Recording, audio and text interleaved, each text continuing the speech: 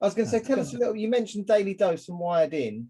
In a minute, tell us a bit about those, so that we just get a flavour for what they are. Because I know what they are, but we're sort of reminiscing here because this is a world that has passed and we've moved into a different era. But I think it's important to lay this kind of foundational understanding of where you're from and what you did. But so, sorry to have interrupted you and cut across you a bit there, but tell us a little bit about Daily Dose and Wired In. What just, you know, a few sentences, what they were. Yeah. So what had happened, I think in maybe 1999. So we're talking over 20 years ago. And it's good that you bring up that point again, Huseyin. And I think at the same time, if I don't describe this transition, this is a very unusual journey. Not many of us have taken it. So it's good to get a feel and see how someone, remember, I was very naive and trusting at that time as well. Everything was new to me in this field. So it's good to look at that. So I have been approached by the Welsh Development Agency, which was a sort of economic organization getting money out of Europe, to develop an education resource about drugs, because they saw that drugs was ravaging communities in Wales, in South Wales in particular, in the valleys and in the cities. And I talked to them about it. They gave me a little bit of funding, and I came up with the acronym WIRED, which was the initial name of Wired In. It was WIRED, Web-Based Information Resource on Drugs. That's what WIRED stands for. And of course, alcohol is a drug. And I then formulated, and so we got funding, and I met a chap called Ash Whitney, who has been building my websites for 20 years. Ash lives in Kilfrew, near Neath in South Wales.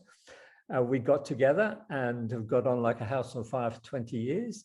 And we thought that the best way of getting about this, there's a lot of good stuff out there. We thought, let's start with something very simple, a news portal.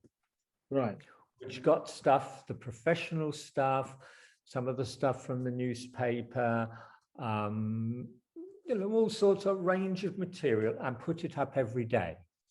And I also employed a technician who worked for me, a very smart young man called Djemil, taught him and the sorts of things I was interested in that we needed. And he started to trawl each day. And we'd put up a list of links. So articles, information from around the world on drugs and alcohol. Well, I remember getting it. I remember reading Daily Dose. Well, in fact, just down the road is a very good friend of mine, 43 years in recovery.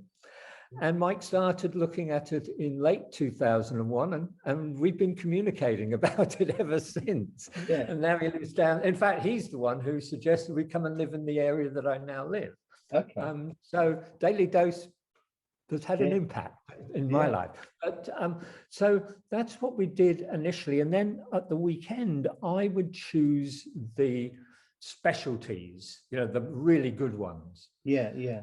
And then from there, Ash and I built, I think the first Wired In website was called substancemisuse.net. Which had sections. We then split up to sections: practitioners, family, and users. I think there were 3, plus a 4th section for Wales, because by then I had won a tender for the National Evaluation of the Drug and Alcohol Treatment Fund. So I was getting to see a lot of projects, and we were writing profiles. So we had a section of Wales that where these profiles went. So very early on, I decided that, and this really got drummed home to be doing this evaluation, we needed to get out there what was good practice. Because I was seeing a lot of bad practice, and over the coming years, not just in Wales, but around the UK, and reading and, you know, involved in seeing the strategy and everything, we needed to get good practice out there. So that was really all around Daily Dose, but that was just one component of what Wired was about. But it was one that was simple. I got a very small amount of money, and I could pay Jim to do that and pay Ash to build the website. Okay.